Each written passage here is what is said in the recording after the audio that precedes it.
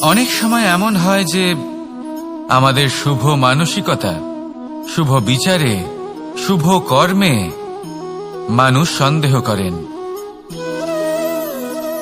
প্রশ্ন করেন, প্রমাণ চান, শুদ্ধতার পরীক্ষা দিতে বলেন, আর তখন নিশ্চিত রূপে কষ্ট হয়। আমরা ভাবি এটাই হলো জীবন। এত শুভ ভাবনা ভেবেও, শুভ কর্ম করেও মানুষ আমাদেরই সন্দেহ করেন। দুঃখ অবশ্যই হয়, কিন্তু দুঃখী হবার কোনো প্রয়োজন নেই। কেন নেই? কারণ যদি কেউ আপনাকে সন্দেহ করে, করতে দিন। সংসারে কি হয় তা দেখুন। এই সংসারে সোনার শুদ্ধতাকেই পরখ করা হয়, কয়লার কটুতাকে নয়। আপনি হলেন স্বর্ণ, তাই আপনার শুদ্ধতা অবশ্যই পরখ করা হবে। সেটা তো হবেই হবে। আপনি নিজেকে দুঃখী করবেন না। আপনার কর্ম শুধু একটাই, স্বর্ণর মতো উজ্জ্বল থাকা। এই সংসার আপনার ভাবনা, চিন্তা, কর্ম এবং শুদ্ধতার প্রমাণ পেতেই থাকবে। তাই আসুন আর আমার সাথে ভালোবেসে বলুন, রাধা রাধা। অনেক সময় এমন হয় যখন মানুষ আমাদের সত্যকে অস্বীকার করতে থাকেন আর মানুষের মিথ্যে কথাগুলিকে গ্রহণ করেন, তাও আবার অত্যন্ত সহজে। তখন আমাদের খুব দুঃখ হয়, বড়ই ক্রোধ হয় মানুষের এই মানসিকতা নিয়ে। কিন্তু এটা জানা অত্যন্ত গুরুত্বপূর্ণ যে এমন কেন হয়। কারণটা কি আপনি? আপনারই কি কোনো দোষ রয়েছে? কখনোই নয়। কারণ হলো এটা যে এই যে সত্য, এই সত্যের মূল্য অত্যন্ত অধিক। এতটাই অধিক যে অনেক সময় অনেক ধনী ব্যক্তিও এর মূল্য মেটাতে পারেন না। সেখানেই যদি মিথ্যের কথা বলি, তাহলে এর মূল্য অত্যন্ত কম। অত্যন্ত সহজে এই মিথ্যে সবার মধ্যে বিক্রি হয়। সত্যি বলতে এটা ভাবা আপনার কর্ম নয় যে লোকে কেন আপনাকে বুঝতেই পারেন না, আপনার সত্য কেন বুঝতে পারেন না। আপনার কর্ম হলো আপনার সত্যের সাথে দাঁড়িয়ে থাকা, সেই সত্যের সাথে চলতে থাকা। কারণ সত্য তার কাছেই আসবে যে সত্যকে খুঁজে নিতে চায়। নয়তো বেশিরভাগ মানুষ মিথ্যেকে নিয়েই প্রসন্ন রয়েছেন। আপনি সত্যের সাথে কর্মের পথে অগ্রসর হতে থাকুন। সত্য বেশি দিন লুকোনো থাকে না। সংসারের সম্মুখে এটা অবশ্যই একদিন আসবে, কিন্তু তখনও সেটা মানুষের ওপর সে বিশ্বাস করবে কি করবে না। আপনি কর্ম করতে থাকুন আর আমার সাথে ভালোবেসে বলুন, রাধা রাধা। জীবনে যখনই আমরা এমন কোনো পথে চলতে চাই যা মূলত কাঁটায় ভরা, ছোট পাথর থাকে যা বিঁধে যেতে পারে, তখন আমরা কি করি? আমরা পাদুকা ব্যবহার করি, আর তারপরে আমরা খুব সরলভাবে সেই পথে অগ্রসর হতে পারি। কিন্তু যদি পাদুকা আর পায়ের মাঝে কোনো ছোট পাথরও এসে ফেসে যায়, তখন কিন্তু আমরা খুব কোমল পথও পার করতে পারবো না। কিছু বুঝলেন আপনারা? এর সারমর্ম হলো এটাই যে আমরা বাইরের যুদ্ধ জয় করতে পারি, সেখানে সফল হতে পারি, কিন্তু তার থেকেও অনেক বেশি গুরুত্বপূর্ণ আর অনেক বেশি কঠিন অন্তরের যুদ্ধ হয়। অন্তরের সমস্যাগুলি হয় লোভ, মোহ, ক্রোধ, লালসা, ভয়। যদি এইগুলি আপনার মধ্যে থাকে, তাহলে আপনি সংসারের যে কোনো স্তরে পৌঁছতে পারেন, অনেক বড় বড় যুদ্ধ জয় করতে পারেন, কিন্তু আপনি সন্তুষ্টি পাবেন না। তাই সর্বপ্রথম নিজেকে শুধরে নিন, তারপরে এই সংসারকে জয় করুন। তবে তার আগে আমার সাথে ভালোবেসে বলুন, রাধা রাধা। কখনো কখনো আমরা কোনো কাজ আরম্ভ করার বিষয়ে ভাবি, তারপর আরো ভাবি, তারপর আরো ভাবি, আর ভাবতেই থাকি। দেখুন, এটা কোনো অন্যায় নয় যে আমরা কোনো কাজ আরম্ভ করার পূর্বে তার বিষয়ে ভাবনা চিন্তা করছি, সেটা বোঝার চেষ্টা করছি, ঠিক আছে। কিন্তু সম্পূর্ণ সময় এই চিন্তায় ব্যর্থ করা উচিত নয়। যদি আপনি বেশি সময় লাগিয়ে ফেলেন, তাহলে সময় আপনার ওপর অবশ্যই রুষ্ট হবে। আর কেনই বা হবে না? আপনি সময় নষ্ট করছেন।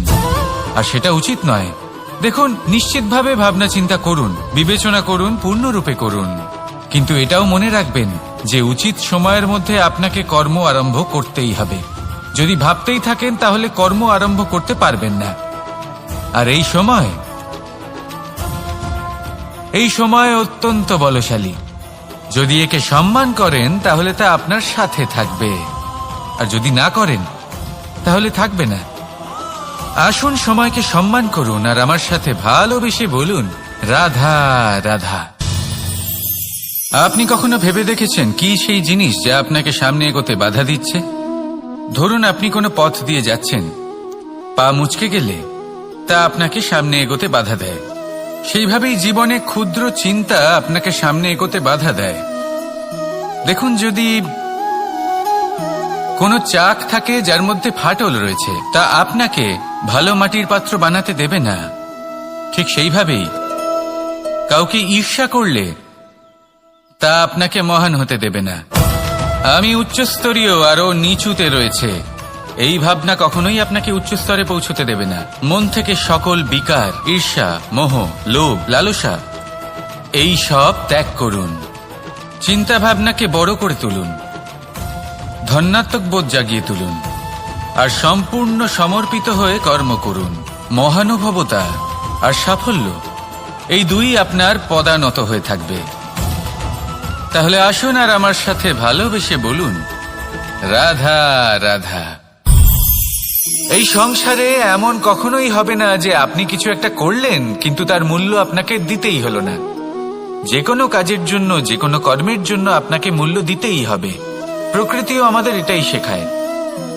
আকাশে দেখুন সূর্যকে, প্রত্যেকদিন আমাদের প্রকাশ প্রদান করেন। এনাকে সূর্য নারায়ণ বলা হয়। ইনি কি মূল্য প্রদান করেন? নিজে জ্বলতে থাকেন। ধরিত্রী মাতা, এই ভূমি, ইনি কি মূল্য প্রদান করেন? প্রহার সহ্য করেন। আমরা এই ধরিত্রীতে প্রহার করে মাটি খুঁড়ে তাতে বীজ বপন করি, তবেই আমরা অন্ন লাভ করি, তবেই ফসল পাই। জীবনে যদি আপনাকে সফল হতে হয়, সম্মান পেতে হয়, যশ পেতে হয়, তাহলে আপনাকে মূল্য দিতেই হবে। যদি আপনি সাফল্য লাভ করতে চান তাহলে দিন রাত আপনাকে ত্যাগ করতে হবে, যেখানে সমগ্র সংসার সন্তোষ অনুভব করছে আর আপনাকে করতে হচ্ছে পরিশ্রম। যদি আপনি সম্মান প্রাপ্ত করতে চান তাহলে আপনাকে সেই সুখ ত্যাগ করতে হবে যা সবার কাছে রয়েছে। যদি আপনি যশ লাভ করতে চান তাহলে নিজের অন্তরকে মেরে ফেলা আপনাকে শিখতে হবে, তবেই আপনি যশ লাভ করবেন।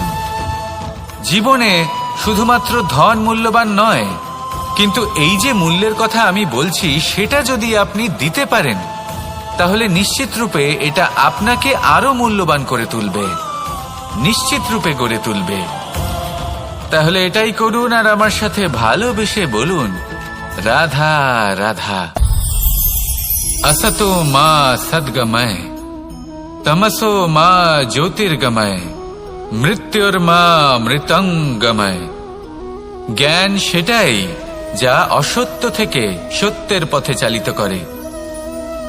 প্রকাশ সেটাই যা অন্ধকার থেকে আলোর পথে নিয়ে আসে।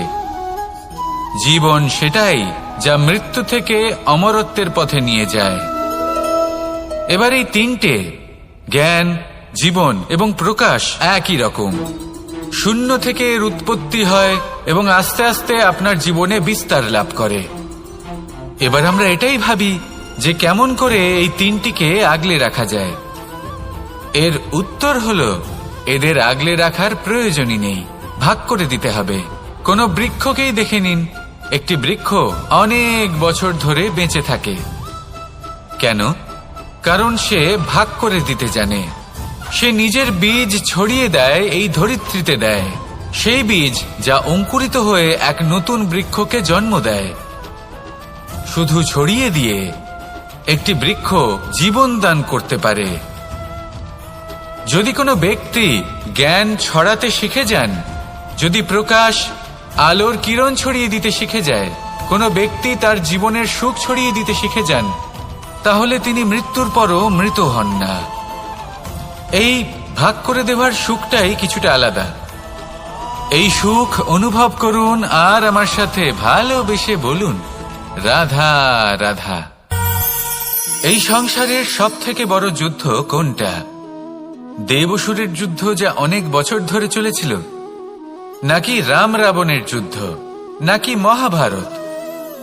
না, সংসারের সব থেকে বড় যুদ্ধ হলো সেইটা যা নিজের সাথে লড়া হয়, নিজের মনের সাথে লড়া হয়, নিজের অন্তরের সাথে লড়া হয়। এটাই সব থেকে বড় যুদ্ধ।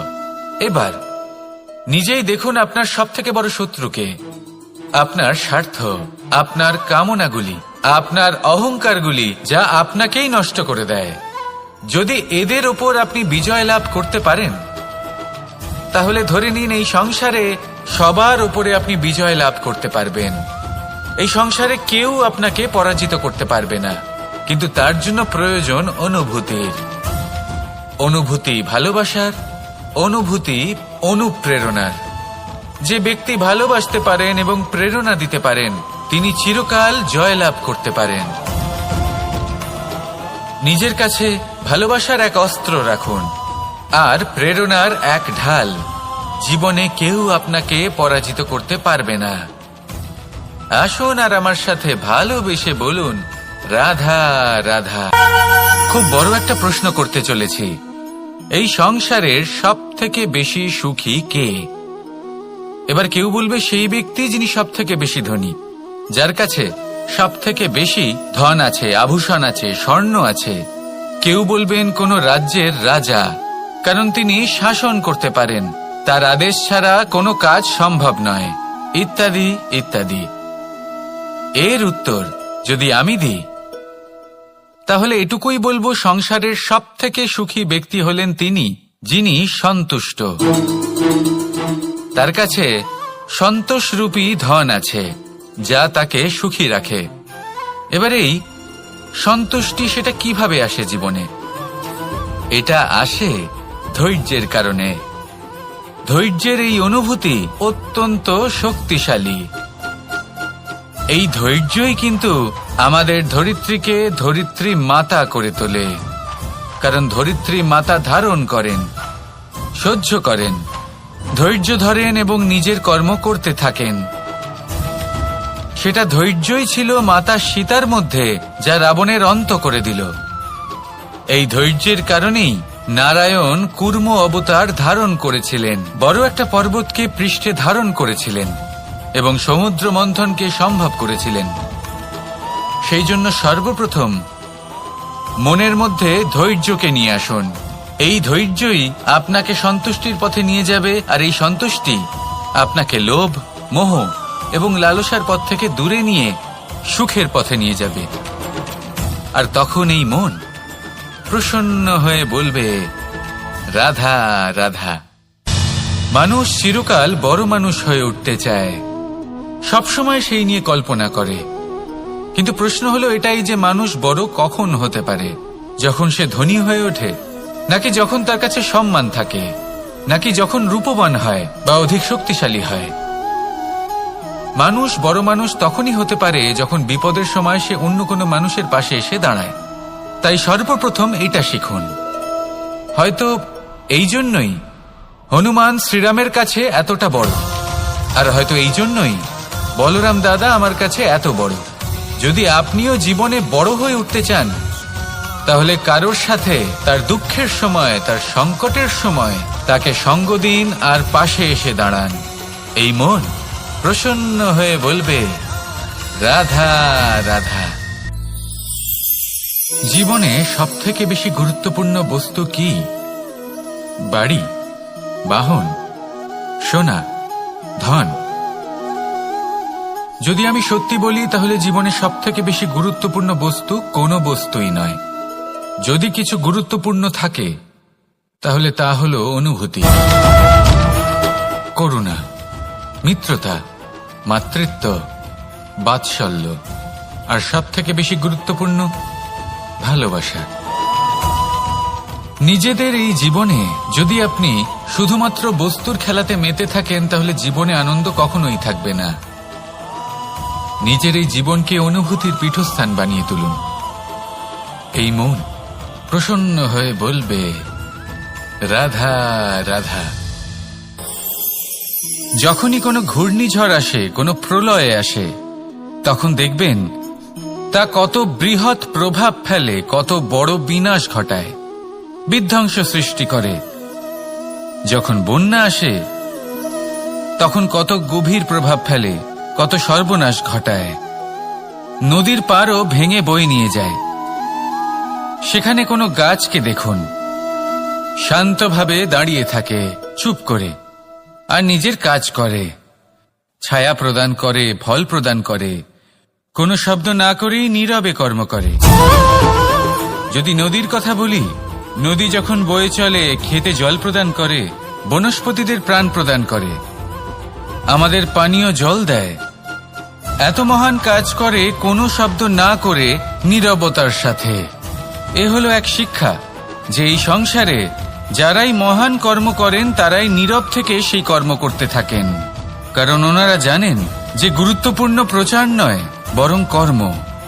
আর যারা রুদ্রের সাথে থাকেন, কোলাহল করেন, তারা শুধুমাত্র ধ্বংসই করেন। এবার আপনি মৌন থেকে শুধুমাত্র কর্ম করে মহান হতে চান, নাকি রুদ্রের সাথে থেকে বিধ্বংস ঘটাতে চান? সিদ্ধান্ত আপনারই। আসুন আর আমার সাথে ভালোবেসে বলুন, রাধা রাধা। আপনি জীবনে কি হবেন সেটা আপনার পরিশ্রম, আপনার নিরন্তর প্রয়াস আর আপনার নির্বাচিত দিশার উপর নির্ভর করে না। এটা নির্ভর করে আপনার সঙ্গতির উপরেও। এই সঙ্গতি যা হলো অত্যন্ত গুরুত্বপূর্ণ। প্রকৃতিও আমাদের এটাই শেখায় বিভিন্ন উদাহরণ দিয়ে। যদি আপনাকে একটা উদাহরণ দিই, কখনো বাতাসের প্রবাহ লক্ষ্য করবেন। এই বাতাসের প্রবাহ যখন কোনো পুষ্পকে স্পর্শ করে, সেও সুগন্ধে পরিপূর্ণ হয়ে যায়।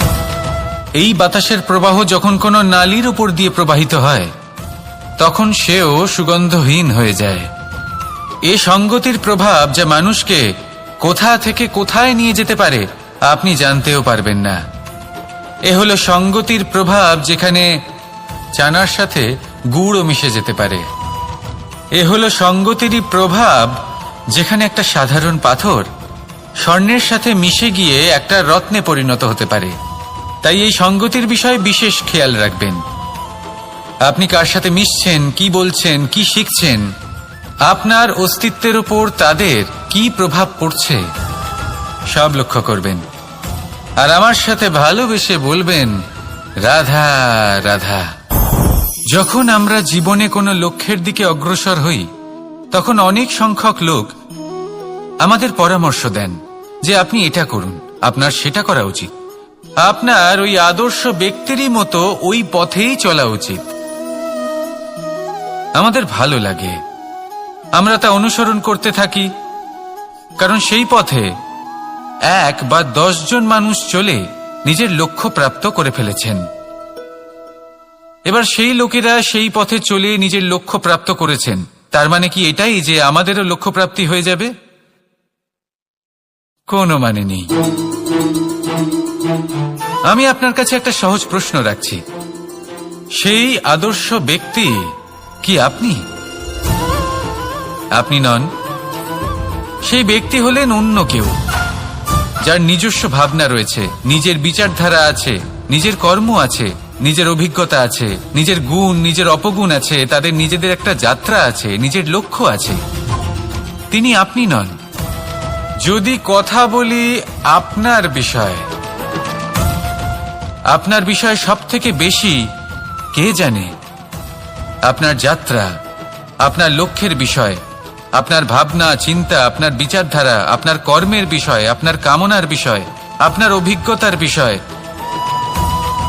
এই সব বিষয়ে সব থেকে বেশি যদি কেউ জানে, তিনি হলেন স্বয়ং আপনি।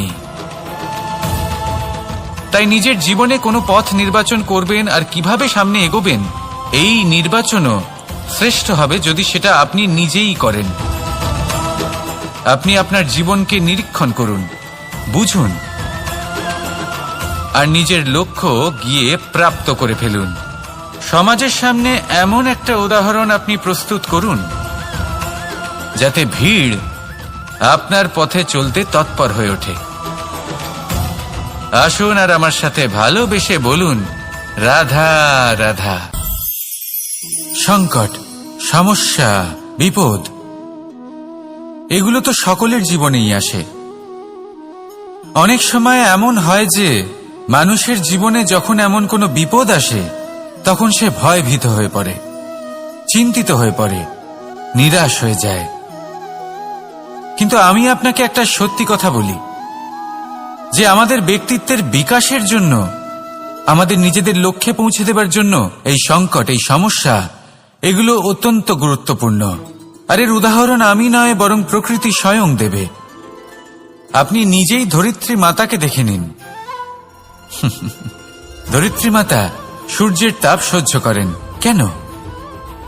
যাতে পৃথিবীতে যে জল রয়েছে তা বাষ্পে পরিণত হয়ে ওপরে উঠে মেঘ হয়, আর পৃথিবীতে বর্ষা হয়ে ফিরতে পারে, নতুন জীবন দান করে।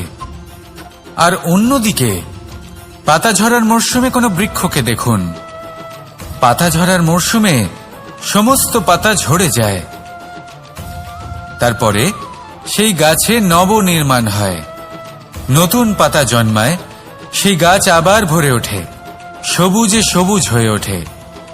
সেইভাবেই আপনার জীবনেও সংকট এবং সমস্যা এগুলো তো আসতেই থাকবে, কিন্তু আপনার এগুলিকে ভয় পেলে চলবে না, পিছু হটলে চলবে না, নিরাশ হলে চলবে না, বরং দৃঢ়তার সাথে, সাহসের সাথে তার সম্মুখীন হতে হবে। যদি আপনি এটা করতে শিখে যান তাহলে আপনি দেখবেন যে এই সমস্যা, এই সংকট, এই বিপদ আপনাকে শক্তি প্রদান করবে। আসুন আমার সাথে ভালোবেসে বলুন, রাধা রাধা। প্রকাশ কার মধ্যে থাকে? সূর্য। শীতলতা কার মধ্যে থাকে? চন্দ্রমার মধ্যে। এবার যদি সূর্যের মধ্যে প্রকাশ না থাকে কি হবে? অন্ধকার। যদি চন্দ্রমার মধ্যে শীতলতা না থাকে তাহলে কি হবে? মহা অন্ধকার। সবকিছু অন্তরে আছে, শুভভাব আর সত্যতা প্রত্যেকটা মানুষের অন্তরের মধ্যে থাকবেই থাকবে। যদি এটা না থাকে তাহলে জেনে রাখুন কিছুই নেই। যেমন একটা প্রদীপ যা জ্বলছে, যা প্রকাশ দিচ্ছে, অন্ধকারে আমাদের পথ প্রদর্শন করছে। কেন জ্বলে? কারণ ওর মধ্যে একটা সলতে আছে যা জ্বলছে। সলতে কেন জ্বলে? কারণ তার ভিতর ঘি আছে যা ওই সলতেকে জ্বলতে সাহায্য করে। সবকিছুই আমাদের মনের ভিতরেই রয়েছে, ভালো ভাব এবং সততাও। এই নিয়েই কর্ম করতে থাকুন আর জীবনের সামনে এগোতে থাকুন। সমস্ত জীবন আলোকিত হয়ে উঠবে। আসুন আর আমার সাথে ভালোবেসে বলুন, রাধা রাধা। ফাগুন পূর্ণিমাতে পালন করা হয় এই বিশেষ উৎসব, যার নাম শুনতেই রঙের কথা মনে পড়ে, মন উচ্ছ্বসিত হয়ে ওঠে। এই উৎসবের নাম হল দোল। এমন কি বিশেষ রয়েছে এই উৎসবে যা অন্য কোনো উৎসবে নেই? ত্যাগ। নতুন কোনো রঙকে আপন করে নিতে গেলে পুরনো রঙকে ত্যাগ করে দিতে হয়। সাতরঙা হওয়ার জন্য সাদা কাপড়কেও নিজের উপর নতুন রং ধারণ করতে হয়। আর এই ত্যাগ একেবারেই সরল নয়। সেই জন্যই তো রং খেলার পূর্বে আমরা হোলিকা দহন করি। হোলিকার অন্ত হল, আর প্রহ্লাদ বেঁচে গেল। অর্থাৎ যা অপবিত্র ছিল, অসত্য ছিল, তার অন্ত হল, আর যে পবিত্র ছিল, যে সত্য ছিল, সে থেকে গেল। এইভাবে আপনিও আপনার মনের মধ্যে যত বিকার রয়েছে, যে বিকারের বোঝা আপনি বয়ে নিয়ে চলেন, সেই ভার হোলিকা দহনে ভস্ম করে দিন। নিজেকে হালকা বোধ করবেন, আর যখন নিজেকে হালকা বোধ করবেন, নিজে থেকেই জীবনে উন্নতি করবেন। তাই এই দোলে নিজেকে বিকার মুক্ত করুন। দোলের এই আনন্দ আরো অনেক বেড়ে যাবে, আর মন প্রসন্ন হয়ে বলবে, রাধা রাধা। এই বছর দোলে নিজের প্রিয়জনকে কোন রঙে রাঙিয়ে তুলতে চান আপনি? লাল, সবুজ, হলুদ, নীল, সাতরঙা, অনেক রং রয়েছে। আমাকে জিজ্ঞেস করলে আমি বলবো এই বছরও ওই রঙেই খেলবো যে রং দিয়ে আমি ছোটবেলা থেকে আজ পর্যন্ত খেলে এসেছি, প্রেমের রং। প্রেমের এই রং যা হয়তো দেখা যায় না, কিন্তু যখন এই প্রেমের রং গায়ে লাগে তখন সব রঙই ভালো লাগে। প্রেম যাতে কোনো রং অশুভ মনে হয় না, সবই ভালো মনে হয়। এটা হলো সেই প্রেম যার জন্য আমি প্রেমের দেবতা হয়েছি। আর সত্যি বলতে আপনারও কিন্তু এই প্রেমের রং দিয়ে খেলা উচিত। প্রচেষ্টা করুন, আপনি এই দোলে যত খুশি রং দিয়েই খেলুন না কেন, তাতে এক বিন্দু প্রেমের রং অবশ্যই মিশিয়ে দেবেন। এই দোলের আনন্দ দ্বিগুণ হয়ে যাবে। আপনজন হোক বা পর হোক, সবার সাথে প্রেমের দোল খেলুন। সবাই কাছাকাছি আসবে, আর সবাই কাছাকাছি এলে যে ঊর্জা তৈরি হবে সেটাই হলো দোলের আসল রং। তাই এইবার দোলে সকলকে প্রেমের রঙে রাঙিয়ে তুলুন, আর এই প্রেম ভাব নিয়েই বলুন, রাধা রাধা। কাক এবং কোকিল এই দুই হলো শ্যামল বর্ণের, কিন্তু এই দুইয়ের মধ্যে যে পার্থক্য সেটা জানা যায় বর্ষা ঋতুতে। যখন কাক নিজের কর্কশ স্বরে কা কা করে ডাকে, আর সেখানে কোকিল নিজের প্রসিদ্ধ সুমধুর কুহু স্বরে আমাদের মন জয় করে নেয়। এবার এটা শুধু কোকিল আর কাকের সাথে নয়, বরং প্রত্যেক মানুষের সাথে হয়ে থাকে। প্রত্যেক মানুষের ব্যক্তিত্ব তার কথার আড়ালে লুকিয়ে থাকে। যদি আপনি কোনো মানুষকে জানতে চান যিনি নীরবতা পালন করে রয়েছেন, তাহলে হয়তো আপনি তাকে অন্য কিছুই ভাববেন। যদি কারোর ব্যক্তিত্ব সম্পর্কে জানতে চান, তাহলে তাকে বলতে দিন। সেই ব্যক্তির কথা শুনতে শিখুন। যদি এটা আপনি করতে পারেন, তাহলে আপনি নিজে থেকেই জানতে পেরে যাবেন যে সামনের মানুষের ব্যক্তিত্ব ঠিক কেমন। আসুন আর আমার সাথে ভালোবেসে বলুন, রাধা রাধা। স্বপ্ন আসলে কি? একটা ভাবনা যা আমরা ঘুমের মধ্যে দেখে থাকি, এক অপূর্ণ মনোবাঞ্ছা যা পূর্ণ আমরা ঘুমের মধ্যেই করে থাকি, তাই তো? কখনোই নয়। স্বপ্ন হলো সেই যা আপনাকে জাগিয়ে রাখে। স্বপ্ন হলো সেই যা আপনাকে ভোরবেলা উঠতে প্রতীক্ষা করাবে। স্বপ্ন আমরা ঘুমের মধ্যে তো দেখতেই পারি, কিন্তু সার্থক করার জন্য দিন রাত্রি জেগে পরিশ্রম করতে হবে। যদি এমন করেন তবেই স্বপ্ন পূর্ণ হবে। এবার আপনি আপনার জীবনকে সোনা বানাতে চান, নাকি ঘুমিয়ে নিজের জীবন অতিবাহিত করতে চান, সেই সিদ্ধান্ত আপনারই। আসুন আমার সাথে ভালোবেসে বলুন, রাধা রাধা।